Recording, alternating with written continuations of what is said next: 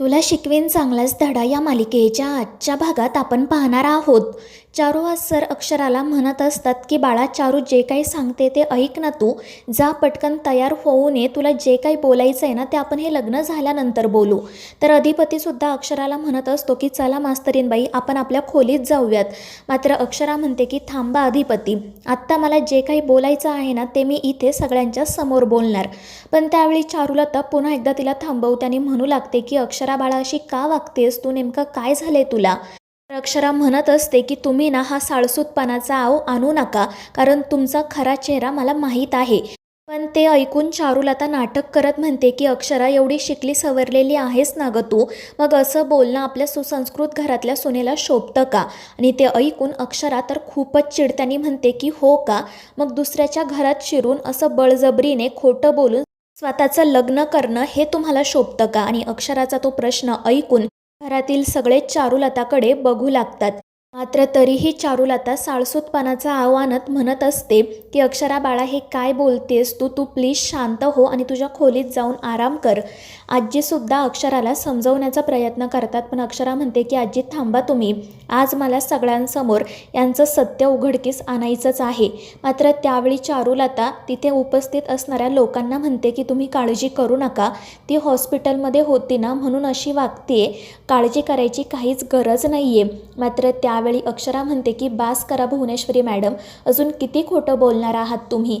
आणि आता जर तुम्ही सत्य कबूल केलं नाहीत ना तर याद राखा माझ्या इतकी वाईट दुसरी कोणीही नसेल. पण तरीही चारुलता काही सत्य कबूल करत नाही. तर दुसरीकडे बजरंग पोलीस स्टेशनमधील कॉन्स्टेबलला म्हणत असतो की मला माझा मोबाईल द्या, मला महत्त्वाचा फोन करायचा आहे. मात्र तो कॉन्स्टेबल त्याला काही मोबाईल देत नाही, त्यामुळे बजरंग तर खूपच चिडतो. तर दुसरीकडे लग्नासाठी आलेले पाहुणे अक्षराला म्हणत असतात की अक्षरा तू अशी वेड्यासारखी का वागतेस ग, आधी तूच हे लग्न ठरवलं ना, मग आता लग्न होणार नाही असं का म्हणतेस. आणि मग त्यानंतर एक बाई म्हणते की तुझ्या घरातील कोणीतरी हॉस्पिटलमध्ये ॲडमिट होतं ना, त्या तर ठीक आहेत का. आणि त्यावर अक्षरा त्यांना विचारते की कोणी सांगितलं तुम्हाला माझ्या घरातील कोणीतरी ॲडमिट होतं ते. तर ती बाई म्हणते चारुलता मॅडमने. आणि ते ऐकून अक्षरा तर अजून चिडते. ती म्हणते की बास करा ना भुवनेश्वरी मॅडम, अजून किती खोटं बोलणार आहात तुम्ही. पण त्यावेळी अधिपती अक्षराचा हात पकडत म्हणतो की मास्तरीनबाई प्लीज थांबवा हा सगळा तमाशा, चला आपण आपल्या खोलीत जाऊ. आणि तो तिच्या हाताला धरूनच तेथून तिला घेऊन जाऊ लागतो. पण अक्षरा मोठ्याने ओरडत्याने म्हणते की थांबा अधिपती, आज मला बोलू द्या. पण त्याच वेळी तो डॉक्टर आणि हॉस्पिटलमधील नर्स त्या ठिकाणी येतात.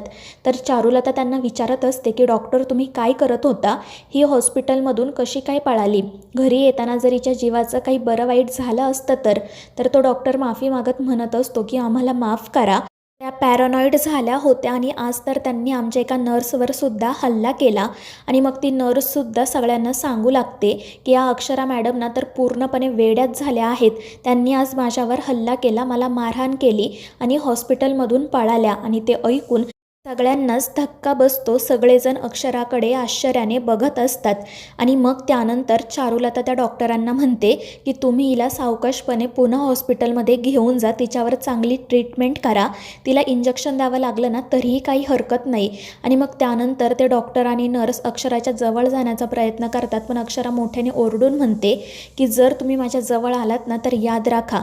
मात्र ते लोक काही थांबत नाही आणि त्यामुळे अक्षरा तिथेच असणारा एक चाकू घेते आणि त्या सगळ्यांना धमकावत म्हणते की माझ्या जवळ येऊ नका. त्यामुळे ते सगळेजण घाबरूनच मागे सरकतात. तर अक्षरा रडतच म्हणत असते की अधिपती प्लीज मला इंजेक्शन देऊ नका, मला त्याने गुंगी येते, प्लीज थांबवा हे सगळं.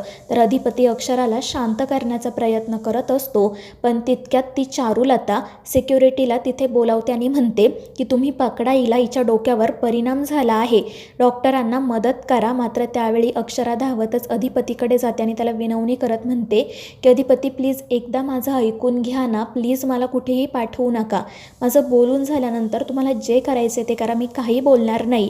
आणि त्यामुळे अधिपती त्या सिक्युरिटीवाल्यांना तेथून बाहेर काढतो आणि चारुलताकडे बघत म्हणतो की आईसाहेब आपण यांचं ऐकून तर घेऊ ना. आणि ते ऐकून अक्षराला तर धक्काच बसतो. ती म्हणते की काय बोललात तुम्ही अधिपती. तर अधिपती खाली मान घालूनच म्हणतो की मी चुकून त्यांना आईसाहेब म्हणालो. तर अक्षरा म्हणत असते की जरी तुम्ही चुकून म्हणाला असाल ना तरी तेच खरं आहे, कारण या चारुलता मॅडम नाही तर भुवनेश्वरी मॅडमच आहे आणि आज ते मी सगळ्यांसमोर सिद्ध करणारच. तर दुसरीकडे चंची घाबरतच तिच्या खोलीत जाते आणि मग त्यानंतर ती पोलीस स्टेशनमध्ये कॉल करते. ती बजरंगसोबत बोलत त्याला घरी घडलेला सगळा प्रकार सांगते आणि त्यावर तो बजरंग तिला जे काही सांगतो ते ऐकून तर तिच्या पायाखालची जमीनच सरकते. तर दुसरीकडे चारुलताची अजूनही नाटकं सुरूच असतात. ती म्हणत असते की अक्षरा बाळा, मला ना तुझा राग येत नाही आहे तर दया वाटते. अगं मी खरंच चारुलता आहे, भुवनेश्वरी नाही. अधिपतीची जन्मदात्री आई आहे मी. आणि त्यावर अक्षरा म्हणते की हो का, तुम्ही अधिपतींना जन्म दिलाय ना, मग सांगा मला, अधिपतींना जन्म देताना तुमची डिलेवरी नॉर्मल झाली होती की सिझेरियन? आणि अक्षराचा तो प्रश्न ऐकून चारुलताच्या चेहऱ्याचा तर रंग जोडतो. तर अक्षरा म्हणत असते की सांगा ना आता, तुम्ही अधिपतींच्या जन्मदात्री आई आहात ना, मग सांगा कशी झाली होती तुमची डिलेवरी? तर चारुलता म्हणत असते की तुला खरंच या प्रश्नाचं उत्तर ऐकायचं आहे का? तर अक्षरा म्हणते हो, इथे आज सगळ्यांसमोर ऐकायचं आहे. पण चारुलता म्हणत असते की अक्षरा, प्रत्येक प्रश्नाचं उत्तर देण्याची एक योग्य वेळ असते. मी तुला योग्य वेळी या प्रश्नाचं उत्तर नक्की देईल. पण अक्षरा म्हणते की काय झालं हो भुवनेश्वरी मॅडम, घाबरलात का तुम्ही? माहीत नाही का कसा झाला होता अधिपतींचा जन्म ते? पण त्यावेळी चारुलता म्हणते की अक्षरा, तुला उत्तर ऐकायचंच आहे ना, मग ऐक. अधिपतीच्या जन्माच्या वेळी खूप कॉम्प्लिकेशन्स होत्या. डॉक्टर म्हणाले सुद्धा होते की एकतर आई वाचेल किंवा बाळ. आणि जेव्हा मला ऑपरेशन थिएटरमध्ये घेऊन जात होते ना, तेव्हा मी यांना सांगितलं होतं की जर अशी वेळ आली ना तर आपल्या बाळाला वाचवा, मला वाचवू नका. आणि मी 30 तास लेबरमध्ये होते आणि त्यानंतर मी माझ्या अधिपतीचा चेहरा बघितला. त्याचा चेहरा बघितल्यावर जसं आता मला नॉर्मल वाटतं, प्रसन्न वाटतं ना, त्याचप्रमाणे माझी डिलिव्हरीसुद्धा नॉर्मलच झाली होती. आणि ते ऐकून अक्षराला तर 2 सेकंद धक्काच बसतो. ती आश्चर्याने चारुलताकडे बघत विचार करत असते की या भुवनेश्वरी मॅडमला अधिपतींच्या जन्माबद्दल कसं कळलं? तर इतर सगळ्यांचाच विश्वास बसू लागतो की ही चारुलताच आहे, भुवनेश्वरी नाही. तर चारुलतासुद्धा म्हणत असते की अक्षरा, मिळालं ना तुला तुझ्या प्रश्नाचं उत्तर, मग प्लीज आता मान्य कर की मी चारुलता आहे, भुवनेश्वरी तुझ्या मनात आहे, प्रत्यक्षात नाही. मात्र अक्षरा म्हणत असते की नाही भुवनेश्वरी मॅडम, मी हे कधी मान्यच करणार नाही. मात्र चारुलतासुद्धा तिचं ऐकून घेत नाही. ती अक्षराला पूर्णपणे वेडं ठरवण्याचा प्रयत्न करत असते आणि म्हणत असते की बाळा, मला माहिती आहे तू त्या बजरंगचा धसका घेतला आहे. तुझ्या लग्नाच्या वेळी त्याने तुला पळवून नेलं होतं ना, मला माहिती आहे त्याने तुला खरंच खूप टॉर्चर केलं असेल आणि म्हणूनच त्याची भीती तुझ्या मनात बसली आणि तुला त्याचे भास होत आहेत. हे सगळं फक्त तुझ्या मनात सुरू आहे, प्रत्यक्षात असं काही घडत नाही. पण तू काळजी करू नको, हा मनाचा आजार आहे आणि तो बरा करण्यासाठीच आपण तुझ्यावर उपचार करत आहोत ना गं. तू लवकर बरी होशील आणि एकदा का तू बरी झाली की तुला कळेलच मी जे काही बोलते ते खरं आहे ते. पण ते ऐकून अक्षरा तर खूपच चिडते. तर तो डॉक्टर लगेच चारुलता म्हणते तसं बोलायला जातो. पण अक्षरा मोठ्याने ओरडून म्हणते की तुम्ही लगेच पोपटपंची करू नका, डॉक्टर आहात ना, मग स्वतःच्या पेशाला शोभेल असं वागा. त्यामुळे तो माणूस खाली मान घालून गप्प बसतो. तर अक्षरा चारुलताला म्हणू लागते की जेव्हा तुम्ही अधिपतींच्या जन्माची गोष्ट सांगितली तेव्हा 2 मिनिटं मलासुद्धा असं वाटलं की यांना कसं कळलं. पण आता माझ्या लक्षात आलं आहे की जशी बाबांनी मला ही गोष्ट सांगितली होती तशी नक्कीच तुम्हालाही सांगितली असणार. आणि आता आहे ना, प्लीज नाही म्हणू नका, कारण यापुढे मी जे काही बोलणार आहे ना ते फक्त तुम्ही ऐकायचं. मात्र चारुलता काही गप्प बसत नाही. ती सतत हेच सगळ्यांना सांगण्याचा प्रयत्न करत असते की अक्षराच्या डोक्यावर परिणाम झाला आहे आणि ते डॉक्टर आणि नर्ससुद्धा तिला साथ देत असतात.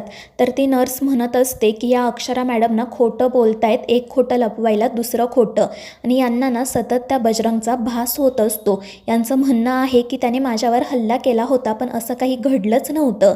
आणि त्यावर अक्षरा म्हणते की हो ना, मलाच भास होत असतो, तो बजरंग माझ्या मनात आहे.